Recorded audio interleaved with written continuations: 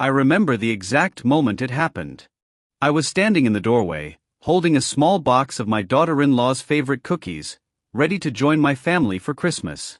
Snow was falling lightly, coating the quiet streets of our suburb in white, the kind of snow that makes everything look peaceful, like a postcard.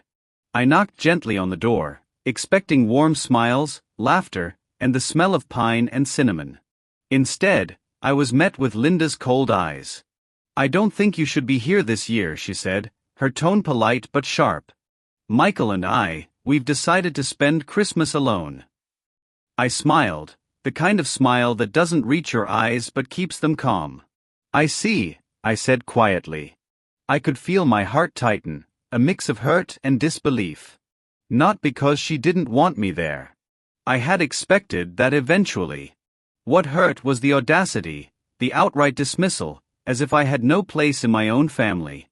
I turned slowly and left without another word, carrying the cookies back to my car. The cold air hit my face, but it felt oddly cleansing. I didn't argue. I didn't plead. I didn't make a scene. Something inside me clicked that day. Anger is loud, but strategy is quiet. And sometimes the most powerful response isn't to yell, it's to wait, to watch, and to act with intention. That Christmas, I didn't sit by a fireplace in silence. I sat in my study, thinking, planning, observing. And over the next few months, I would discover that silence, patience, and a little ingenuity could do more than anger ever could. To understand why I reacted the way I did, you need to know the players. Michael, my son, had always been a decent man, gentle but a little naive. He loved his family, loved me, and I loved him. Linda, his wife, was ambitious, sharp, and at times cruel, though she hid it behind a veneer of charm. They were married 3 years by the time that Christmas rolled around. I had always tried to be the supportive father-in-law, the one who stayed in the background, offering advice when asked, giving gifts, and listening. I had lived a long life, and in my time, I had learned a few things about people. You notice patterns. You see how ambition can twist into entitlement. You recognize how power, even in small doses, can intoxicate the otherwise ordinary. And in Linda, I saw that all too clearly. She believed that rules applied to everyone but her. She assumed that Michael, blinded by love and a desire to avoid conflict, would never stand up to her. And she assumed, most importantly, that I was powerless.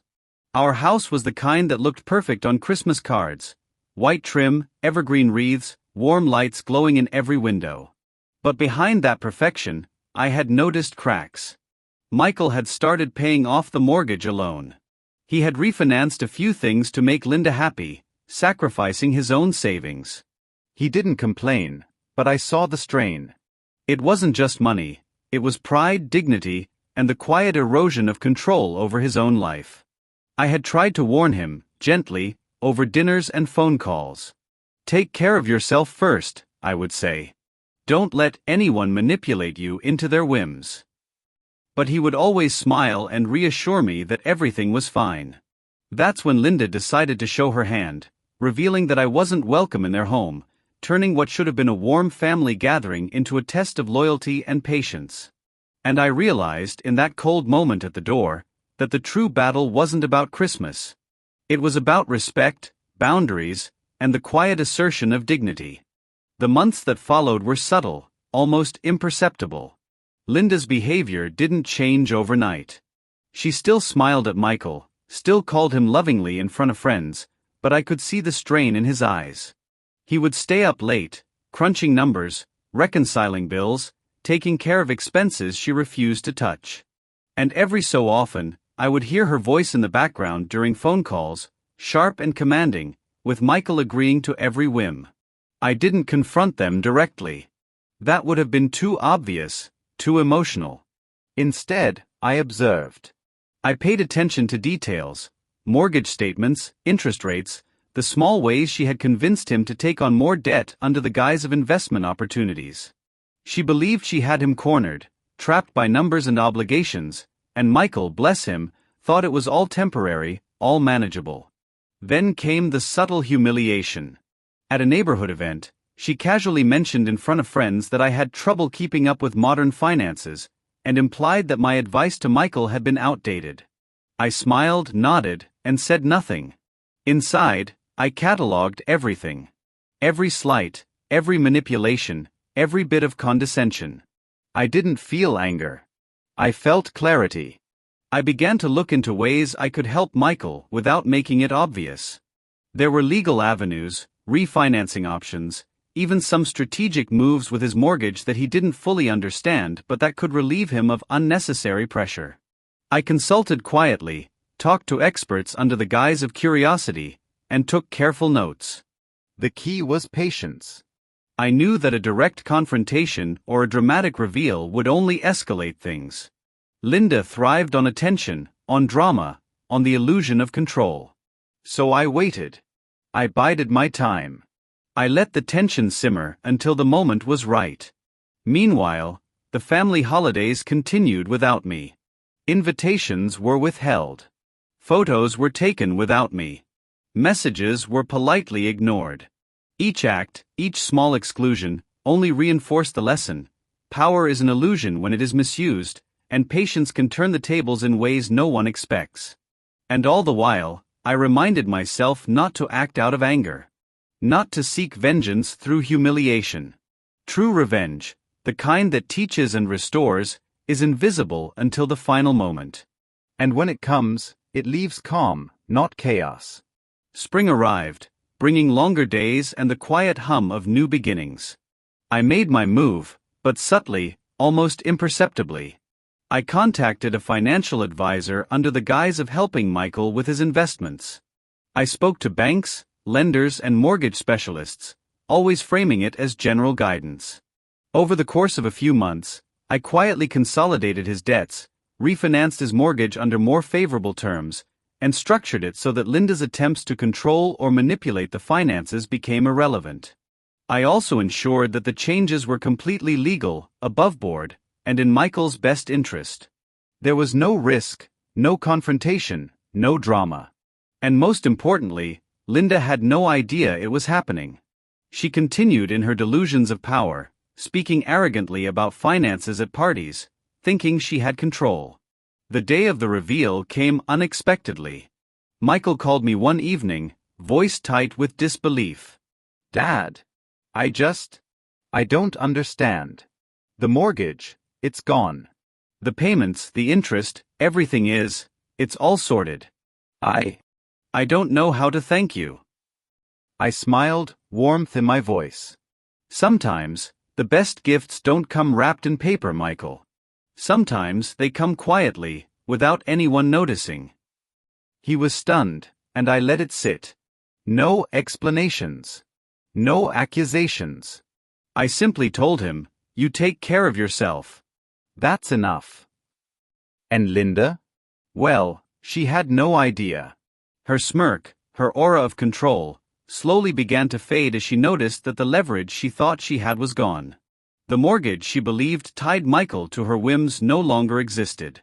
Her whispers, her manipulations, became empty gestures. Power, it seemed, is nothing without substance. It was a quiet victory. No yelling, no confrontation, no tears of humiliation. Just a subtle shift that restored dignity and balance. Michael could breathe again. He could make decisions freely. And Linda, confronted with her own irrelevance, had to reckon with the fact that control is a fragile illusion. The months that followed were calm, reflective, and strangely peaceful. Michael and I had conversations we never could before, free from the tension that had shadowed the family.